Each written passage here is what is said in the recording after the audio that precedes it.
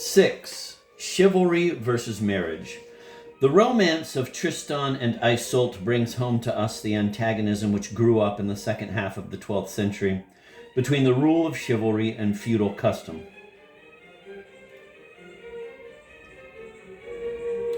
Perhaps the extent to which the Arthurian romances reflect and foster this antagonism has not hitherto attracted the notice it deserves. In all likelihood, courtly chivalry was never more than an ideal. The earliest writers to mention it commonly lament its decay, but in doing so they overlook that in the form which they would like it to assume, it has only just come into existence in their dreams. It is of the essence of an ideal that its decay should be lamented in the very moment it is clumsily striving for fulfillment.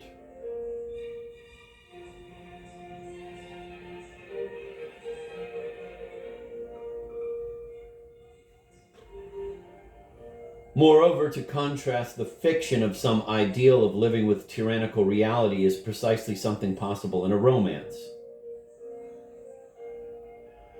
A preliminary answer to several of the riddles propounded by the legend can be sought in this direction. Once it is granted that Tristan's experience was intended to illustrate a conflict between chivalry and feudal society, and hence a conflict between two kinds of duty and even between two religions, a number of episodes are made intelligible. At any rate, even if not disposing of every difficulty, the hypothesis significantly delays the solution. Arthurian romance, which supplanted the chanson de geste with astonishing swiftness in the middle of the 12th century, differs from this chanson in that it allots to a woman the part formerly taken by a suzerain. An Arthurian knight, exactly like a troubadour of the South, regarded himself as the vassal of some chosen lady, when actually he remained the vassal of a lord, and this gave rise to a number of conflicting claims of which the romance supplies examples. Let me go back to the three felon barons. According to feudal morals, it was the duty of a vassal to warn his lord of anything that might endanger the latter's rights or honor. He was a felon if he did not. Now in Tristan, the barons go and tell King Mark how Iseult is behaving. They should therefore be considered fiel and true. If, then, the author refers to them as felons, he must evidently do so in virtue of some other code, which can only be the code of southern chivalry. For instance, according to a well-known judgment delivered by the Gascon courts of love, whosoever discloses the secrets of courtly love is a felon. The single instance is enough to show that the authors of the different versions of the romance were deliberately siding with courtly chivalry against feudal law. But there are further grounds for thinking so. Alone, the view of fidelity and of marriage that was adopted in courtly love will explain some of the striking contradictions in the tale. According to the theory officially received, courtly love arose as a reaction to the brutal lawlessness of feudal manners. It is well known that the nobles in the 12th century made of marriage simply a means of enriching themselves, neither through the annexation of dower estates or through expectations of inheritance. When a deal turned out badly, the wife was repudiated. The plea of incest was exploited in curious ways, and in the face of it, the church was powerless. To allege a consanguinity of even the fourth degree, no matter on what slender evidence, was enough to secure an annulment. In order to counteract these abuses, which led to much quarreling and to warring, courtly love established a fealty that was independent of legal marriage, and of which the sole basis was love. It was even contended, for example, in the famous judgment delivered by a court of love in the house of the Countess of Champagne. The judgment reads as follows: "We declare and affirm, by the tenor of these presents, that love cannot extend its rights over two married persons. For indeed lovers grant one another all things mutually and freely, without being impelled by any motive of necessity, whereas husband and wife are held by their duty to submit their wills to each other and to refuse each other nothing. That love and marriage were incompatible." Let me repeat that sentence. It was even contended, for example, in the famous judgment delivered by a court of love in the house of the Countess of Champagne, that love and marriage were incompatible. If such is the view of both Tristan and the author of the romance, the sense given to the terms felony and adultery is thereby justified, indeed, more than justified, extolled, inasmuch as it implies an intrepid loyalty to the higher law of the donoi, or courtly love. Donoi, or damne, is the provincial name for the vassal relation set up between a knight lover and his lady, or domina. As has been said, this loyalty was incompatible with the fidelity of marriage. The romance misses no opportunity of disparaging the social institution of marriage and of humiliating husbands, e.g. the king with horse's ears who is always being so easily deceived, as well as glorifying the virtue of men and women who love outside and despite of marriage. This courtly loyalty, however, displays one curious feature. It is opposed to the satisfaction of love as much as to marriage.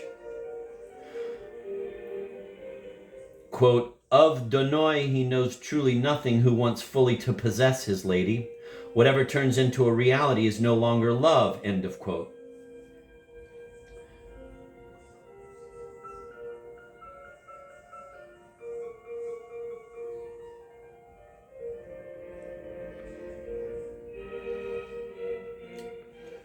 Claude Faurel, Histoire de la Poésie Provençale, Paris, 1846.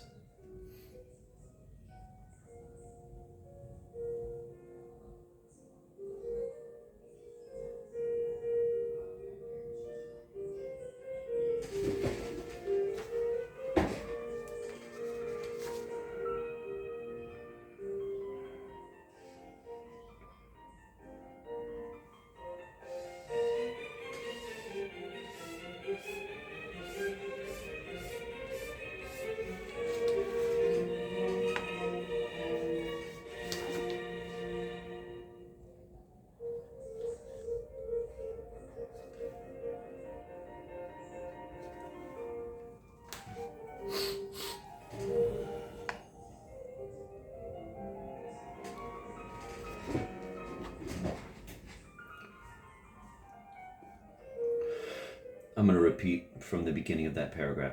As has been said, this loyalty was incompatible with the fidelity of marriage. The romance misses no opportunity of disparaging the social institution of marriage and of humiliating husbands, e.g. the king with horse's ears who is always being so easily deceived, as well as glorifying the virtue of men and women who love outside and despite of marriage. This courtly loyalty, however, displays one curious feature. It is opposed to the satisfaction of love as much as to marriage.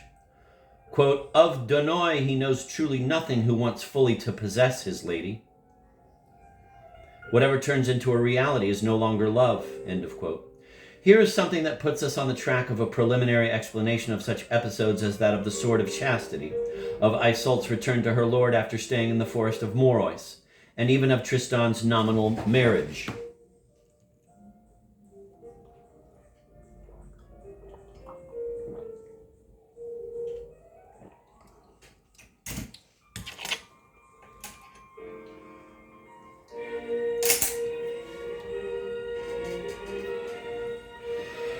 The, quote, claims of passion, end of quote, as understood today, would entitle Tristan to carry off Isolt as soon as he and she had drunk the love potion.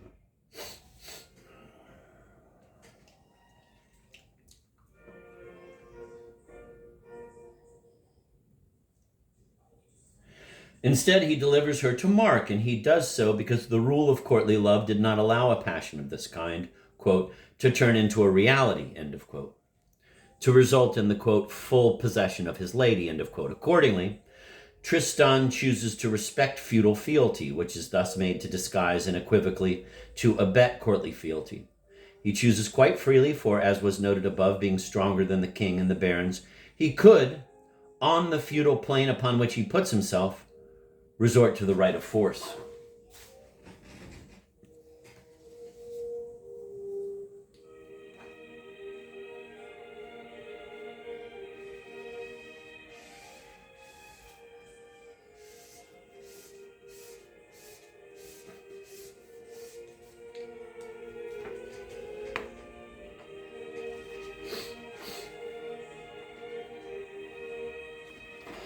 What a strange love, it will be thought, that thus conforms to laws whereby it stands condemned in order the better to preserve itself.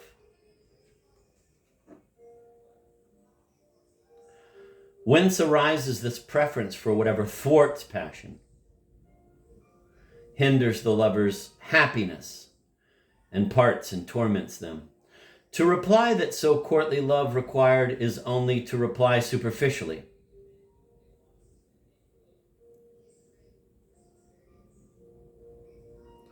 For this still leaves it to be ascertained why love of this kind is preferred to the other, the love that gets, quote, fulfilled, end quote, satisfied, end of quote, with the help of the highly plausible theory that the romance illustrates a conflict between, quote, religions, end of quote. We have been able to specify and set forth the main difficulties raised by the plot. But really we have only succeeded in deferring a solution of the problem. I'm going to repeat that last paragraph, just to be annoying. What a strange love, it will be thought, that thus conforms to laws whereby it stands condemned in order to better...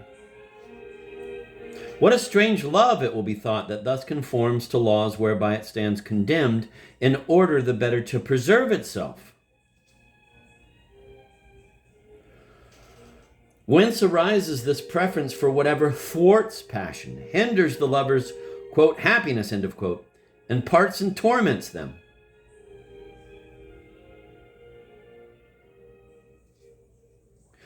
To reply that so courtly love required is only to reply superficially.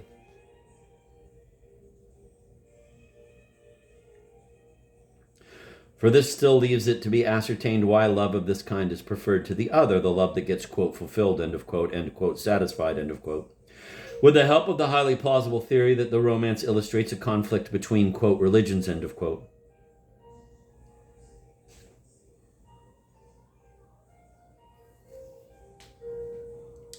We have been able to specify and set forth the main difficulties raised by the plot.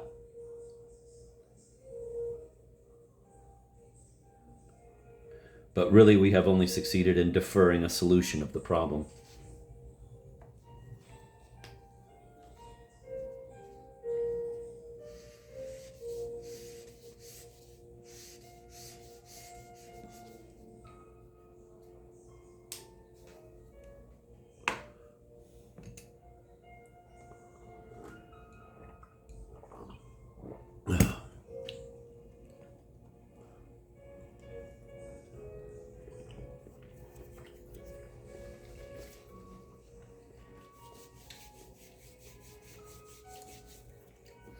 Seven, the love of romance.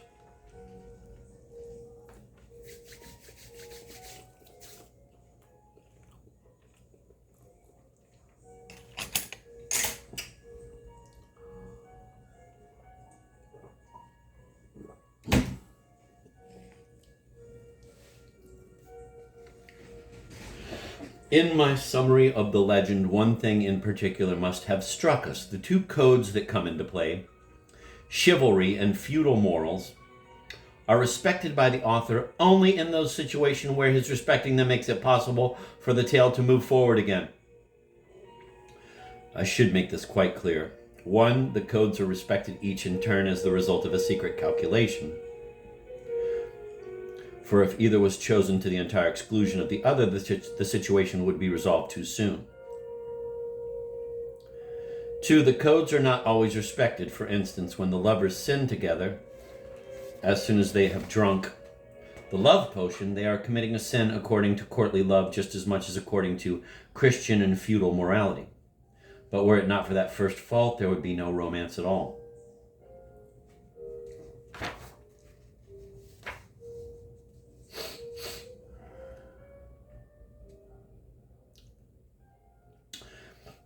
In my summary of the legend, one thing in particular must have struck us. The two codes that come into play, chivalry and feudal morals, are respected by the author only in those situations where his respecting them makes it possible for the tale to move forward again. In itself, this explains nothing. It is all too easy to dispose of every one of our questions by saying, events happen thus because otherwise there would be no story. Such a reply will appear convincing only owing to a lazy custom of literary criticism. Actually, Actually, it answers nothing. It simply raises the fundamental question, why has there to be a story? And this story in particular. There is an unconscious wisdom in calling such a question ingenuous. For it is not asked without peril, and in fact it carried us into the heart of the problem. And undoubtedly it involves far more than the particular case of this myth.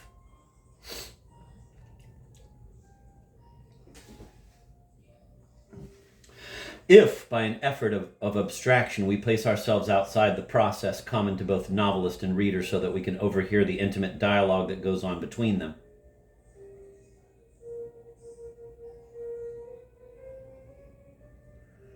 we see that a tacit conversation, or rather a mutual encouragement, unites them. They both wish the novel to go on, or as the saying is, to rebound. Suppress that wish, and there can be no verisimilitude whatsoever. This is exemplified in scientific history. The reader of a, quote, serious, end of quote, book is all the more exacting for being aware that neither his wishes nor the author's fancies can govern the sequence of events.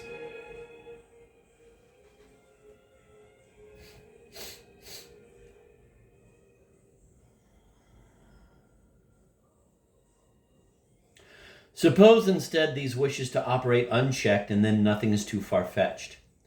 That is the situation for fiction. Between the two extremes there are as many levels of verisimilitude as there are plots. Or, if you like, what shall be verisimilitude in any given piece of literary fiction depends on the nature of the passions which this piece of fiction is intended to please. In short, a reader pays no need to distortions or to twistings of the logic of current observation so long as the license thus taken produces the pretexts necessary to the passion which he longs to feel. Hence it is in the kink of tricks of the trade employed by the author that the real plot of a given piece of fiction is disclosed, and a reader condones these tricks precisely to the extent that he shares the author's intentions. The 20th century detective story is the best illustration of this. Verisimilitude there becomes a function of the amateur's technical pleasure and is nothing else. I have shown that the external barriers to the fulfillment of Tristan's love are in one sense arbitrary and after all only fictional contrivances, and it follows from what has just been said about verisimilitude that it is precisely the arbitrary character of the obstructions introduced into a tale that may show what this tale is really about and what is the real nature of the passion it is concerned with. In this respect, everything, it must be realized, is symbolical. Everything holds together and is connected after the manner of a dream, and not in accordance with our lives. This is equally true of the pretext devised by the author, the conduct of his two leading characters, and the secret inclinations which he assumes to exist in his reader. The events narrated are but images or projections of a longing, and of whatever runs counter to this longing, excites it, or merely protracts it. Everything the knight and princess do portrays that they act in virtue of a necessity they are unaware of, and that perhaps the author has been unaware of too, but that is stronger than the need of their happiness. Objectively, not one of the barriers to the fulfillment of their love is insuperable, and yet each time they give up. It is not too much to say that they never miss a chance of getting parted. When there is no obstruction, they invent one, as in the case of the drawn sword and of Tristan's marriage. They invent obstructions as if on purpose, notwithstanding that such barriers are their bane. Can it be in order to please author and reader? It is all one, for the demon of courtly love which prompts the lovers in their inmost selves to the devices that are the cause of their pain is the very demon of the novel as we in the West like it to be. What, then, is the legend really about? The partings of the lovers? Yes, but in the name of passion and for love of the very love that agitates them, in order that this love may be intensified and transfigured, at the cost of their happiness and even of their lives. The secret and disturbing significance of the myth is beginning to loom out. The peril it at once expresses and veils. The passion to which to yield is like a swoon. But it is too late to turn away. We are affected. We are under the spell. We grow alive to the, quote, exquisite anguish, end of quote. It would be idle to condemn. Swooning cannot be condemned. But is it not a philosopher's passion to meditate in the act of swooning? Perhaps knowledge is but the effort of a mind that resists the headlong fall and holds back in the midst of temptation.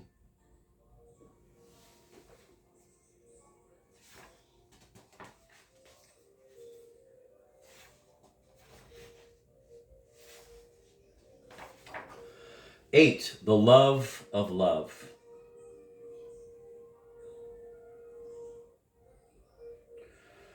From all other ills doth mine differ, it pleaseth me. I rejoice at it. My ill is what I want, and my suffering is my health. So I do not see what I am complaining about, for my ill comes to me by my will. It is my willing that becomes my ill. But I am so pleased to want thus that I suffer agreeably, and have so much joy in my pain that I am sick with delight.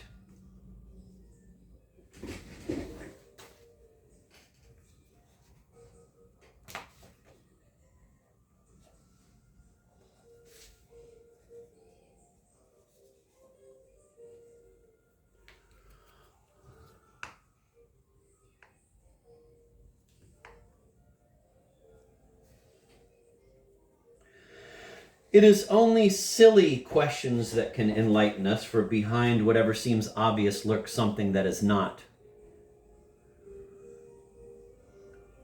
Let us then boldly ask, does Tristan care for Isolde and she for him? The lovers do not seem to be brought together in any normal human way. On the contrary, at their first encounter, they confine themselves to having ordinary polite relations, and later, when Tristan returns to Ireland to fetch Isolde, the politeness, it will be remembered, gives place to open hostility. Everything goes to show that they would never have chosen one another were they acting freely. But no sooner have they drunk the love potion than passion flares between them. Yet that any fondness supervenes to unite them as a result of the magic spell, I have found among the thousands of lines of the romance only a single indication. When following Tristan's escape, it has been told how they have gone to live in the forest of Morois. There occur these lines. Harsh life led they and hard, so entertaining good love for one another. One by the other was ne'er exposed to pain.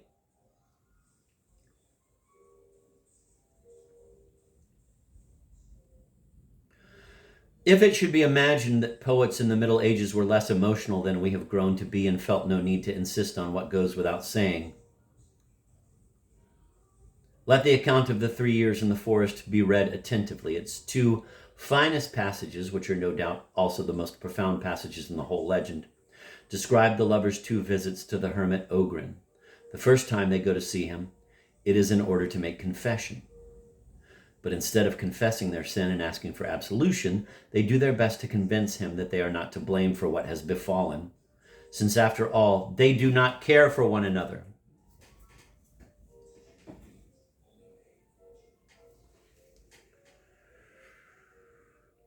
If she loves me, it is by the poison which holds me from leaving her, and her from leaving me.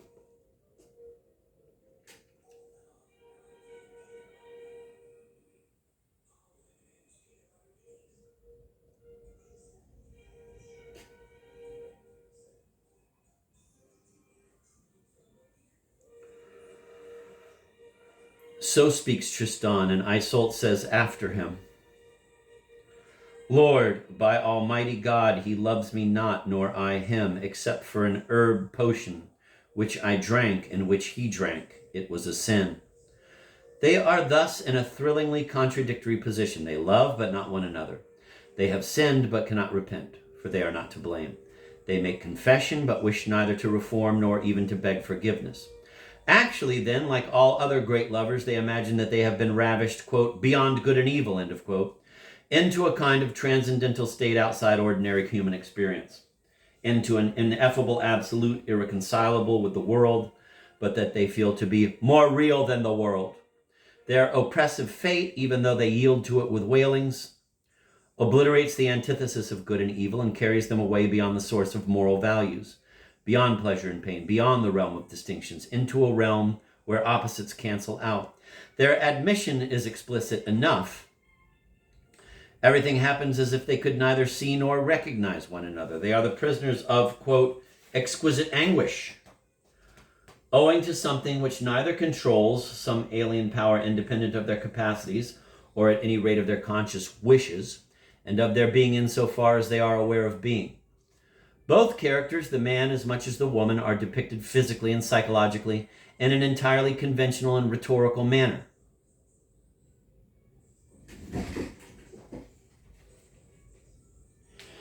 He is, quote, the strongest, end of quote. She, quote, the most beautiful, end of quote. He, the knight. She, the princess, and so on. It is impossible to believe that any human feeling can grow between two such rudimentary characters. The friendship mentioned in connection with the length of time the effect of the love potion lasts is the opposite of a true friendship. And what is still more striking, if moral friendship does at last appear, it is at the moment their passion declines. And the immediate consequence of their nascent friendship, far from being to knit them more closely together, is to make them feel that they have everything to gain from a separation. This last point deserves to be considered more closely. Quote, on the morrow of St. John's Day, the 3 years were accomplished, end of quote. Tristan is out in the forest after game. Suddenly he is reminded of the world. He sees in his mind's eye King Mark's castle. He sighs for, quote, the vert and gray, end of quote, and for the pomp of chivalry. He thinks of the high rank he might hold among his uncle's barons. He thinks, too, of his beloved, apparently for the first time. But for him, she might be, quote, in fine rooms, hung with cloth of silk, end of quote. Simultaneously, Iseult is filled with similar regrets. In the evening they are together and they confess to one another what is newly agitating them. It does not take them long to agree to part. Tristan talks of making off to Brittany, but first they will seek out Ograin the Hermit and beg his forgiveness, and at the same time King Mark's forgiveness of Iseult. It is at this point that there occurs a highly dramatic short dialogue between the hermit and the two penitents.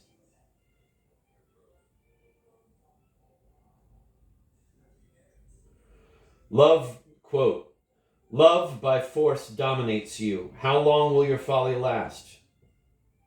Too long you've been leading this life, end of quote.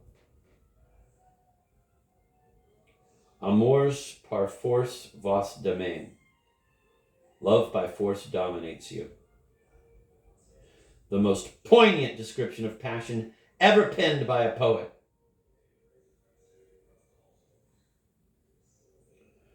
We must pause to admire it. In a single line, the whole of passion is summed up with a vigor of expression, making all romanticism look pallid.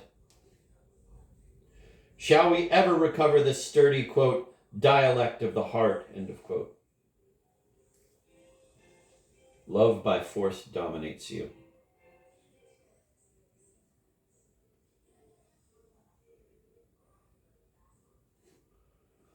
So Ograin admonishes them. Quote, Tristan quoth to him, now hearken, if for long we have been leading this life, that is because it was our destiny. End of quote.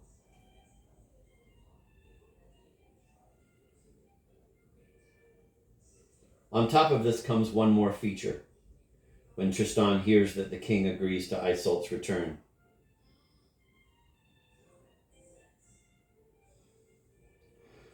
God, quoth Tristan, what a fate! Wretched he who loseth his mistress. It is with his own pain that he commiserates, not a thought for Semele, his love. And she too, we are made to feel, finds it much more pleasant to be back with the king than she ever did with her lover, happier in the unhappiness of love than she ever was in the life they led together in the Morois. For that matter, later on, as we have seen, passion seizes the lovers again, notwithstanding that the effect of the love potion is worn off, and this time they are so carried away that they die. Quote, he by her, she by him, end of quote. The seeming selfishness of their love is enough to account for the many, quote, chance, end of quote, happenings and tricks of fate that obstruct their attainment of happiness. But this selfishness and its profound ambiguity still wants explaining. Selfishness, it is said, always ends in death. But that is as a final defeat. Theirs, on the contrary, requires death for its perfect fulfillment and triumph.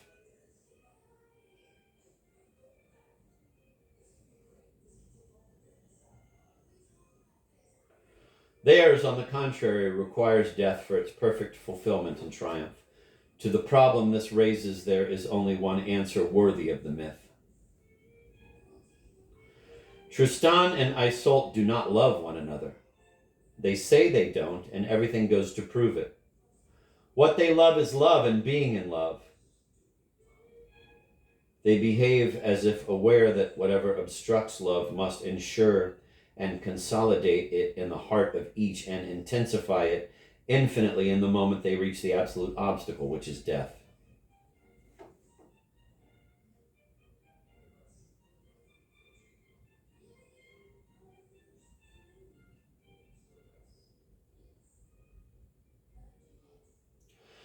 Tristan loves the awareness that he is loving far more than he loves Isolde the Fair.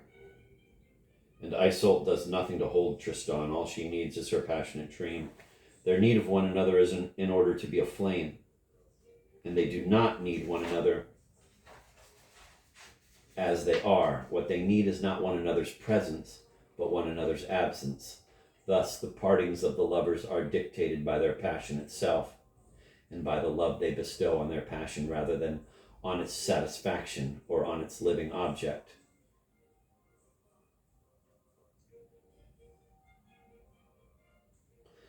That is why the romance abounds in obstructions. Why, when mutually encouraging their joint dream in which each remains solitary, they show such astounding indifference.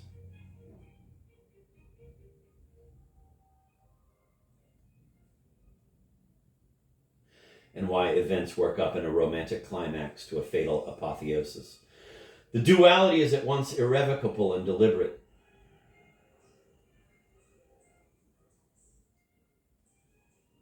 Mot est dolens qui pert siami, Tristan sighs, and yet he then already sees, glimmering in the depths of the approaching night, that hidden flame which absence rekindles.